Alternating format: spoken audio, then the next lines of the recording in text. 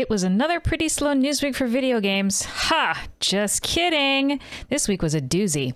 Every week, I make a video detailing any video game news that interests me because although Nico and I play a lot of games, he has a tendency to be pretty oblivious to news about them, while I, on the other hand, am pretty obsessed with it.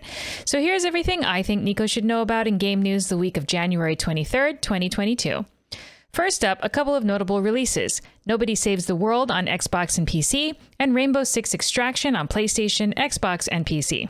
All right, now on to the news.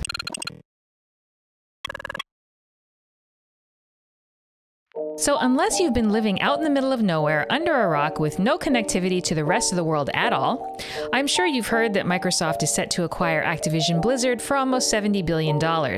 Honestly, I think even my non-gamer friends have heard about this. It includes all subsidiary properties and IPs, and once the transaction closes sometime in 2023, they will all report to Phil Spencer, who has been promoted to CEO of Microsoft Gaming. Until then, things will largely continue as usual.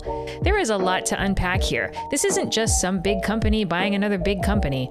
Microsoft will now be responsible for cleaning up the mess that is Activision Blizzard right now, including issues with harassment, World of Warcraft, because let's face it, that deserves a category of its own given the state of that game right now, and a toxic workplace culture. Even if we set aside the myriad issues that Activision Blizzard is dealing with at the moment, this brings up a lot of questions about platforms and exclusivity. The big question seems to be, what will happen to the Call of Duty games? Will they become Xbox exclusives? So far, official statements about this have been vague at best. Another big result of this acquisition is that this puts Microsoft in a much better position in the mobile game space, since Candy Crush company King is part of Activision Blizzard's lineup. Like I said, so much to unpack. I can't even begin to cover all the ways that this is going to change things. And yes, it will absolutely change things. It's interesting to me that this whole thing comes just 1 week after Take-Two announced its acquisition of Zynga, and a lot of the same buzzwords are floating around right now. I have a lot of thoughts about this whole thing that are honestly constantly evolving, and I would love to have an intellectual and respectful discussion about the possible ramifications of this acquisition, so feel free to comment below or come hang out with us on Twitch. Just remember, I said intellectual and respectful, okay? The Kingdom Hearts games are coming to the Nintendo Switch on February 10th, but there's a catch. They're cloud versions of the game and are not running natively on the Switch's hardware.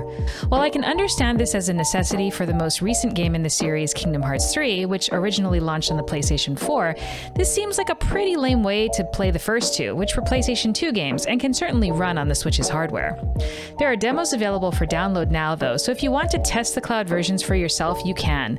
I worry about playing these versions in Hawaii, since Google won't even offer their cloud gaming thing here because they can't guarantee it will work well enough. Of course, Kingdom Hearts isn't the same as playing some intense first-person shooter, but still. There's a new story trailer for Horizon Forbidden West, the highly anticipated sequel to Horizon Zero Dawn from Guerrilla Games. I still haven't played the first game, but it's on my list. Forbidden West looks great, and I can't wait to check it out after I beat the first one. Horizon Forbidden West releases on PlayStation 4 and PlayStation 5 next month on February 18th. There's a new trailer and finally a release date for LEGO Star Wars The Skywalker Saga. On April 5th, 2022, you'll be able to play through the Star Wars story spanning all 9 major films on all major platforms: Nintendo Switch, PlayStation 4 and 5, Xbox One and Series X and S, and PC. This looks like an incredibly fun way to play through your favorite Star Wars moments, with content for both old and new fans alike. I've heard really good things about LEGO games, but I've never played one, so this looks like a great place to start. P.S. Han shot first. Nintendo has announced that The Legend of Zelda Majora's Mask is coming to Nintendo Switch Online Plus Expansion Pack members in February. I never had a Nintendo 64, and this is one of those games that everyone talks about, so I look forward to checking it out. Again, I will reiterate that if you can get in on a family account, Nintendo Switch Online Plus Expansion Pack is totally worth it. They just added Banjo-Kazooie to the service as well. Now if they would just give us Super Mario RPG and Earthbound from the Super Nintendo, that would be fantastic. And that's it for game news this week. Join me again next week for more news and adventure. Until then, play lots of games and have an awesome week.